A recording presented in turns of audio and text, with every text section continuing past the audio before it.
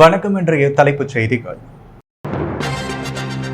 வரும் 14ஆம் தேதி புதுவையில் புதிய அமைச்சர் மற்றும் நியமன சட்டமன்ற உறுப்பினர்களின் பதவியேற்பு விழா. முன்னாள் சபாநாயகர் VP சிவக்கொழுந்து முதல்வருடன் திடீர் சந்திப்பு. என்ஆர் காங்கிரஸில் 14ஆம் தேதி இணைகிறார்.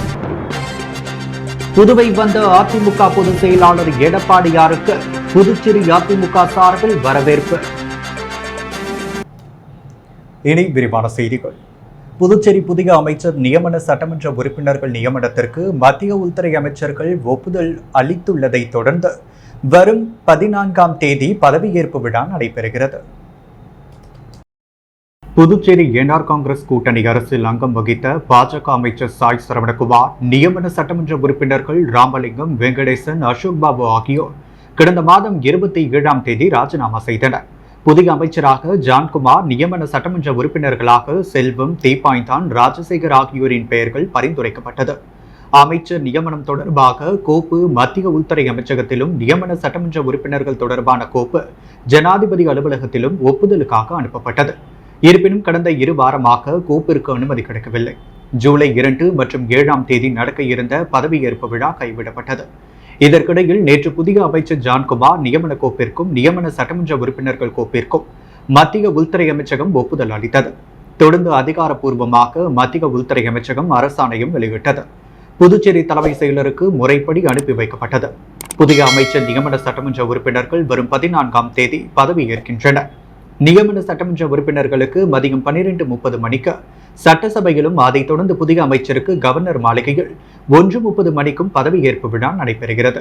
நியமன சட்டமன்ற உறுப்பினர்களுக்கு சபாநாயகரும், புதிய அமைச்சருக்கு கவர்னர் கைலாஷ்நாதனும் பதவி பிரமாணம் செய்து வைக்கின்றனர்.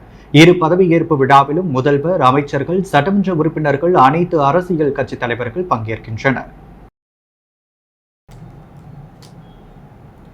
புதுச்சேரி சட்டசபையில் முதல்வர் ரங்கசாமியை முன்னாள் சபாநாயகர் VP சிவக்கொழுந்து, அவரது மகன் VPS ரமேஷ் ஆகியோர் சந்தித்து வரும் 14ஆம் தேதி அன்று என்ஆர் காங்கிரஸ் இணைய உள்ளதை அடுத்து என்ஆர் காங்கிரஸ் அலுவலக திறப்பு விழாவிற்கு அழைப்பு விடுத்துள்ளனர்.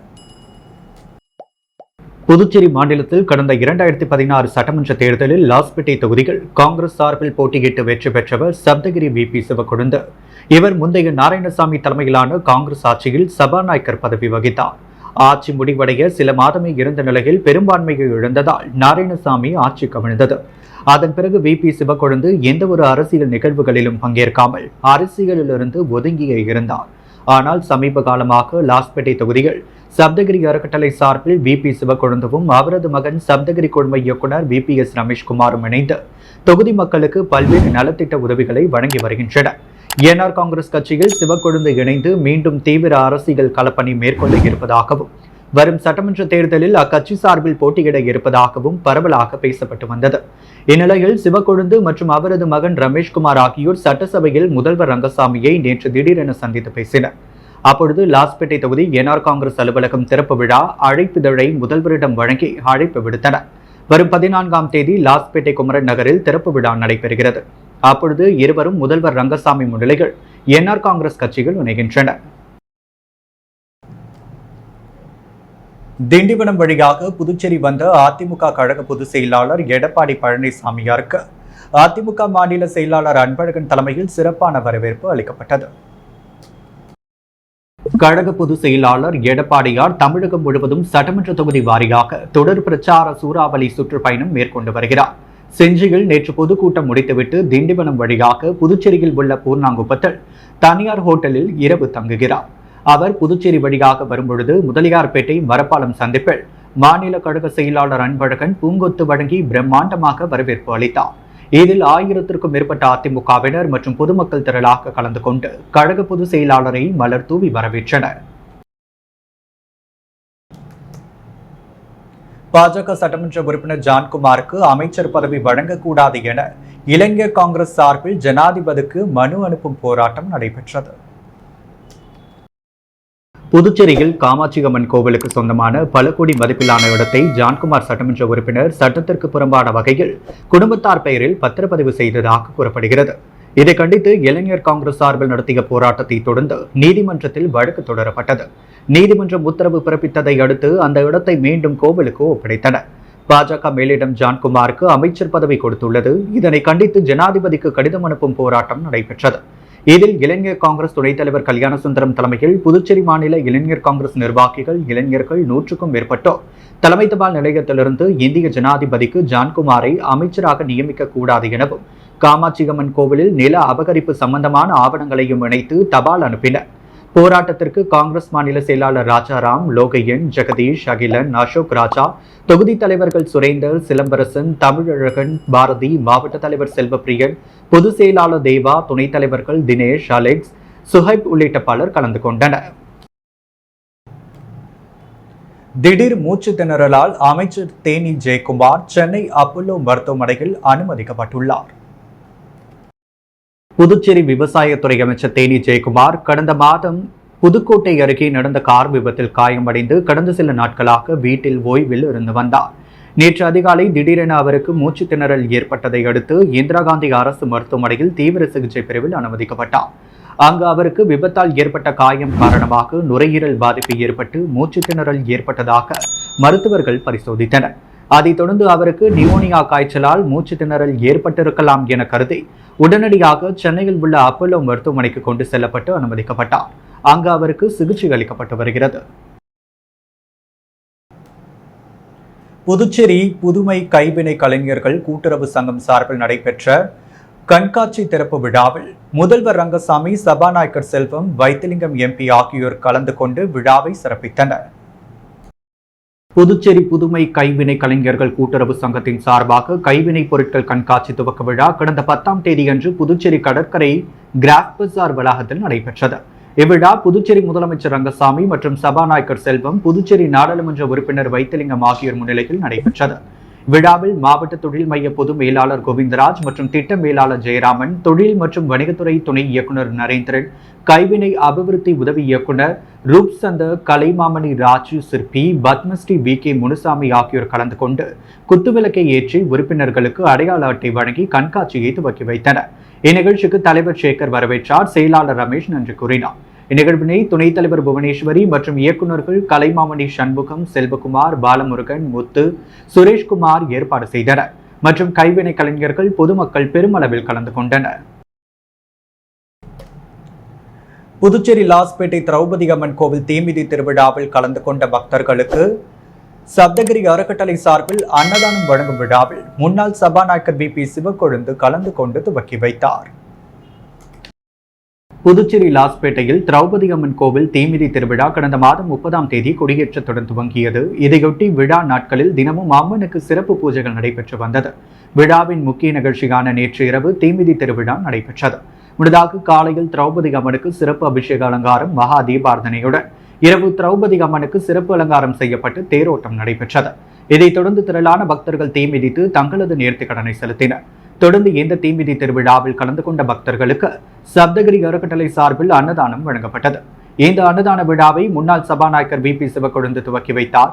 இதில் ஏராளமான பக்தர்கள், பொதுமக்கள் கலந்து கொண்டனர். புதுச்சேரி வந்த அதிமுக பொதுச் செயலாளர் எடப்பாடி பழனிசாமியை தனியார் விடுதியில் பாஜக தலைவர் VP ராமலிங்கம் மற்றும் அமைச்சர்கள், சட்டமன்ற உறுப்பினர்கள் மரியாதை நிமித்தமாக சந்தித்து பேசினர். புதுச்சேரி வந்துள்ள அதிமுக பொதுச் செயலாளர் எடப்பாடி பழனிசாமிக்கு மரப்பாலம் சிக்னல் அருகே இரவு அதிமுகவினர் மாநில செயலாளர் அன்பழகன் தலைமையில் சிறப்பான வரவேற்பு அளித்தனர்.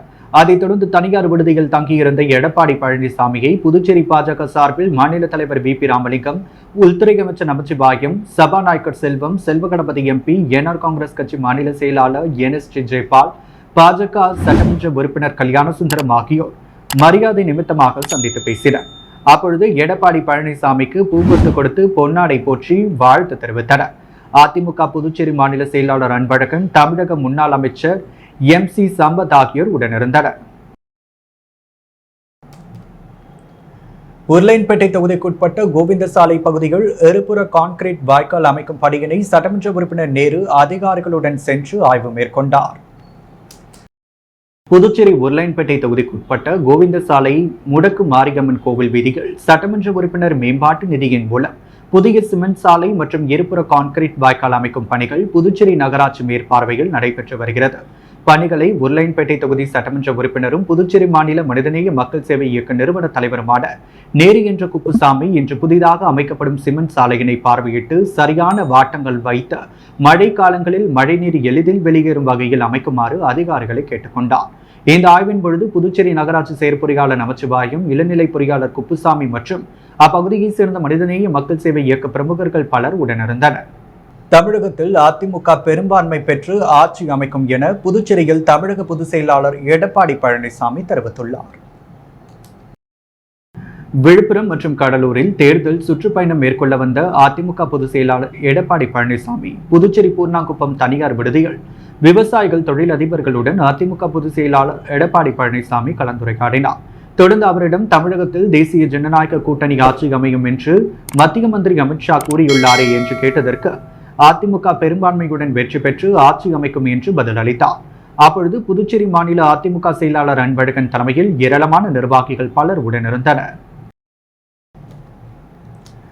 டெல்லி காவல் அதிகாரி போல் பேசி செவிலியர் கல்லூரி பெண் பேராசிரியரிடம் 9 லட்சம் ரூபாய் மோசடி செய்த நபர் குறித்து சைபர் கிரைம் போலீசார் விசாரித்து வருகின்றனர். பெரிய காலாப்பட்டு தனியார் செவிலியர் கல்லூரியில் பணியாற்றி வரும் பெண் பேராசிரியர் ஒருவரை தொடர்பு கொண்ட மர்ம நபர் டெல்லி தொலைத்தொடர்பு ஒழுங்குமுறை ஆணைய அதிகாரி போல் பேசினார். அதில் பேராசிரியர் பெயரில் சட்டவிரோத பணம் மற்றும் தகவல் பரிமாற்ற மோசடி கண்டறியப்பட்டுள்ளதாக தெரிவித்தார். இது தொடர்பாக விசாரணை நடத்த டெல்லி போலீசார் தொடர்பு கொள்வர் என கூறினார். இதையடுத்து சிறிது நேரத்தில் பேராசிரியரை தொடர்பு கொண்ட மற்றொரு மர்ம நபர் டெல்லி போலீஸ் என தன்னை அறிமுகப்படுத்திக் கொண்டார். அதில் பேராசிரியருக்கு மகாராஷ்டிரா முன்னாள் அமைச்சர் ஒருவருடன் தொடர்பு இருப்பதாகவும் பல்வேறு பண மோசடி குற்றத்தில் ஈடுபட்டதற்கான ஆதாரங்கள் இருப்பதால் சைபர் கிரைமில் வழக்கு பதிவு செய்யப்பட்டுள்ளதாக தெரிவித்துள்ளார். அந்த வழக்கிலிருந்து விடுவிக்க பணம் அனுப்புமாறு கூறியுள்ளார். இதை நம்பிய பேராசிரியர் 9,69,362 ரூபாயை மர்ம நபருக்கு அனுப்பி ஏமாந்தார். இதுகுறித்து பேராசிரியர் அளித்த புகாரின் பேரில் புதுச்சேரி சைபர் கிரைம் போலீசார் வழக்கு பதிந்து விசாரித்து வருகின்றனர். புதுச்சேரி லாஸ்பேட்டை திரௌபதி அம்மன் கோவில் தீமிதி திருவிழாவில் முன்னாள் சபாநாயகர் VP சிவக்கொழுந்து உள்ளிட்ட திரளான பக்தர்கள் பங்கேற்று சுவாமி தரிசனம் செய்தனர். புதுச்சேரி லாஸ்பேட்டையில் திரௌபதி அம்மன் கோவில் தீமிதி திருவிழா கடந்த மாதம் 30ஆம் தேதி துவங்கியது. விழா நாட்களில் தினமும் அம்மனுக்கு சிறப்பு பூஜைகள் நடைபெற்று வந்தது. விழாவின் முக்கிய நிகழ்ச்சியான தீமிதி திருவிழா நேற்று இரவு நடைபெற்றது. முன்னதாக காலையில் திரௌபதி அம்மனுக்கு சிறப்பு அபிஷேகம், அலங்காரம், மகா தீபாரதனை நடைபெற்றது. இரவு திரௌபதி அம்மன் சிறப்பு அலங்காரத்தில் தேரோட்டம் நடைபெற்றது. இதைத் தொடர்ந்து திரளான பக்தர்கள் தீ மிதித்து தங்களது நேர்த்திக் கடனை செலுத்தினர். இதில் முன்னாள் சபாநாயகர் VP சிவக்கொழுந்து உள்ளிட்ட ஏராளமான பொதுமக்கள் பங்கேற்று சுவாமி தரிசனம் செய்தனர். விழாவில் இன்று மஞ்சள் நீராட்டுடன் சுவாமி வீதி உலா நடைபெற்றது. தானம்பாளையம் செயின்ட் ஜோசப் பள்ளியில் தாளாளர் ராமுவின் பிறந்தநாள் விழா பள்ளி வளாகத்தில் நடைபெற்றது. Ariyankuppam commune Thanampalayam Saint Joseph ஆங்கில மேல்நிலைப் பள்ளியின் நிர்வாகி ராமுவின் பிறந்தநாள் விழா பள்ளி வளாகத்தில் நடைபெற்றது. பள்ளியின் நிர்வாகி ராமு பள்ளியின் ஆசிரியைகள் மற்றும் மாணவர்கள் முன்னிலையில் கேக் வெட்டி தனது பிறந்தநாளை கொண்டாடினார். பள்ளியின் ஆசிரியர்கள் அவருக்கு பொன்னாடை போர்த்தி பிறந்தநாள் வாழ்த்து தெரிவித்து நினைவு பரிசுகளை வழங்கினர். தொடர்ந்து மாணவர்களுக்கு கேக் மற்றும் இனிப்புகள் வழங்கப்பட்டது. இந்த நிகழ்ச்சியில் பள்ளியின் ஆசிரியர்கள், ஆசிரியைகள், மாணவ மாணவிகள், பள்ளியின் ஊழியர்கள் பலர் கலந்து கொண்டனர். புதிய அமைச்சராக பொறுப்பேற்க உள்ள ஜான்குமார் பாஜக பிரமுகரும் கல்வியாளருமான VCC நாகராஜனை சந்தித்து தொடர்ந்து ஆதரவு தருமாறு கேட்டுக்கொண்டார். புதுச்சேரி அமைச்சரவையில் புதிய அமைச்சராக சட்டமன்ற உறுப்பினர் ஜான்குமார் வரும் திங்கட்கிழமையன்று அமைச்சராக பதவியேற்க உள்ளார். அவருக்கு துணைநிலை ஆளுநர் கைலாஷ்நாதன் பதவி பிரமாணமும் ரகசிய காப்பு பிரமாணமும் செய்து வைக்க உள்ளார். இந்நிலையில் முதலியார்பேட்டை தொகுதி பாஜக பிரமுகரும் கல்வியாளருமான VCC நாகராஜனை நேரில் சந்தித்து சால்வை அணிவித்து மலர் கொத்து வழங்கி தொடர்ந்து ஆதரவு தருமாறு அன்புடன் கேட்டுக்கொண்டார். அப்பொழுது பாஜக பிரமுகர் குமார், VCCN கோகுல் உடனிருந்தனர். தமிழக வெற்றிக் கழகம் சார்பில் லாஸ்பேட்டை திரௌபதி அம்மன் ஆலய தீமிதி திருவிழாவை முன்னிட்டு பக்தர்களுக்கு அன்னதானம் வழங்கப்பட்டது. புதுச்சேரி லாஸ்பேட்டை திரௌபதி அம்மன் ஆலயம் தீமிதி திருவிழாவை முன்னிட்டு தமிழக வெற்றிக் கழகம் சார்பில் தொகுதி நிர்வாகி கணேஷ்குமார் தலைமையில் 1000க்கும் மேற்பட்டவர்களுக்கு அன்னதானம் வழங்கப்பட்டது. நிகழ்ச்சியில் தொகுதி தலைவர் சரவணன் முன்னிலை வகித்தனர். தொகுதி நிர்வாகிகள் பிரபு, நிதிஷ் ராஜா, அசோக் குமார், கார்த்தி, அருண், பாரதி, முருகன், ஜெயவேல், கன்னியப்பன் மற்றும் பல நிர்வாகிகள் மற்றும் ஊர் பொதுமக்கள் கலந்து கொண்டு விழாவினை சிறப்பித்தனர். புதுச்சேரி மனிதநேய மக்கள் சேவை இயக்க இளைஞரணி தலைவரும் ரகு என்ற ரகுத்தமன் பிறந்த நாளை முன்னிட்டு நடைபெற்ற இரத்த தான முகாமை சட்டமன்ற உறுப்பினர் நேரு துவக்கி வைத்தார். புதுச்சேரி மனிதநேய மக்கள் சேவை இயக்க இளைஞரணி தலைவர் ரகு என்ற ரகுத்மன் பிறந்த நாளை முன்னிட்டு இந்திரா காந்தி அரசு பொது மருத்துவமனையில் இரத்த தான முகாம் நிகழ்ச்சி நடைபெற்றது. முகாமை உருளையன்பேட்டை சட்டமன்ற உறுப்பினரும் மனிதநேய மக்கள் சேவை இயக்க நிறுவன தலைவருமான நேரு என்ற குப்புசாமி துவக்கி வைத்தனர். விழாவில் மனிதநேய மக்கள் சேவை இயக்க பொதுச் செயலாளர் விநாயகர், கெஜரியோ கராத்தே சங்க பொதுச் செயலாளர் சுந்தர்ராஜன் உள்ளிட்ட ஏராளமானோர் கலந்து கொண்டனர். இந்த இரத்த தான முகாமில் 50க்கும் மேற்பட்டோர் இரத்த தானம் செய்திருந்தனர். இந்நிகழ்ச்சிக்கான ஏற்பாட்டினை உருளையன்பேட்டை தொகுதி மனிதநேய மக்கள் சேவை இயக்க பிரமுகர் தினேஷ் செய்திருந்தார். அரியாங்குப்பம் தொகுதியை சேர்ந்த கால்பந்து விளையாட்டு வீரர்களுக்கு பூட்ஸ் மற்றும் விளையாட்டு உபகரணங்கள் அதிமுக மாநில செயலாளர் ரவி பாண்டுரங்கன் வழங்கி கால்பந்து போட்டியை துவக்கி வைத்தார்.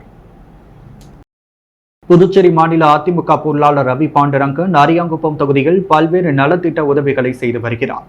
அதன் ஒரு பகுதியாக அரியாங்குப்பம் தொகுதியை சேர்ந்த கால்பந்தாட்ட விளையாட்டு வீரர்களுக்கு அதிமுக மாநில பொருளாளர் ரவி பாண்டுரங்கன் காலனி, சாக்ஸ், பந்து உள்பட விளையாட்டு உபகரணங்களை வழங்கி கால்பந்து போட்டியை துவக்கி வைத்தார். இதற்கான ஏற்பாட்டினை மதன் செய்திருந்தார். புதுவையில் இன்று தங்கம் மற்றும் வெள்ளி விலை நிலவரம். முத்து கோல்ட் ஹவுஸ் வழங்கும் தங்கம் மற்றும் வெள்ளி விலை நிலவரம். தங்கம் 1 கிராம் 9140 ரூபாய். வெள்ளி 1 கிராம் 122 ரூபாய். மீண்டும் இன்றைய முக்கிய செய்திகள். வரும் 14ஆம் தேதி புதுவையில் புதிய அமைச்சர் மற்றும் நியமன சட்டமன்ற உறுப்பினர்களின் பதவியேற்பு விழா. முன்னாள் சபாநாயகர் VP சிவக்கொழுந்து முதல்வருடன் திடீர் சந்திப்பு.